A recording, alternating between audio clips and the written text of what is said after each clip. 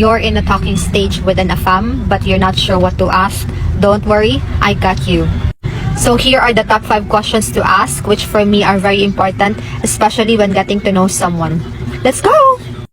Number 1, what are you looking for in a relationship? This question sets expectations early. Dito mo malalaman kung ano yung hinahanap niya, whether he's looking for something serious, casual, or friendship. Dito mo makikita kung bakit nag-download siya ng dating app, anong purpose niya in the first place, bakit nandun siya, anong intentions niya. Ladies, make sure that both of you are on the same page on what you are looking for, para walang misunderstanding and mismatched expectations down the line. Kasi kung yung reason niya lang is to have fun, gusto niya lang panandali ang saya, wag na lang. Wag ka nang mag-waste ng time sa ganyang klaseng lalaki. Gagastos ka lang ng data, lalaki lang yung eyebags mo, wala kang mapapala. Number 2, what qualities do you look for in a partner? This question helps you understand kung ano yung katangian or traits that he values the most in a relationship. Yung sagot niya will serve as your guide to make sure that you're with someone who shares similar values and qualities as you. Mahirap kasi pag magkaiba kayo sa lahat ng bagay, like majority. Yung sobrang opposite nyo sa isa't isa. Kasi minsan, yun yung cause ng conflict. Mahirap pag hindi kayo compatible. Magka-clash kayo. Unless na lang merong isa na willing mag-adjust. Ask him if he dated someone from another country before. This question will help you understand his past relationship experience, especially dating someone from different cultural background.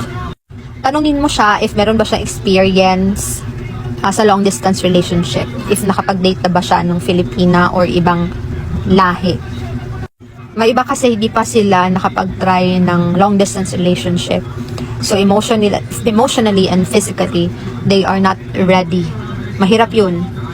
So, at least, alam niya yung papasukin niya once nag-commit siya sa'yo.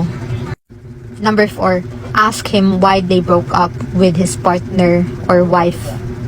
Tanungin mo bakit nag-end yung relationship nila. Makikita mo sa sagot niya if he will take accountability, if he is emotionally matured, if he's self-aware, if he's the type of person who will not put the blame to his ex-partner or wife. However, if you ask this kind of question, make sure you ask it with care. Kasi may mga tao na painful talaga yung reason kung bakit sila naghiwalay.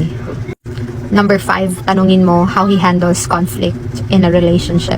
By asking this, you will learn about his approach, especially during tough times kung may problema kayo, may issue kayong dalawa. Dito mo malalaman kung ano yung communication style niya. Is he a silent type? Calm, ayaw muna ng kausap, or is he confrontational, gusto niya pag-usapan agad pag may problema. Makikita mo rin dito if how he handles misunderstanding and disagreement, if healthy or not. So ladies, huwag lang yung mga pabebeng tanong ang itanong nyo, dapat yung may sense, may deep, kasi doon yung makikita, doon yung maa-assess kung ano yung view niya when it comes to love, relationship, and life, kung align ba kayo. Para at the early stage pa lang malalaman nyo if compatible kayo o hindi.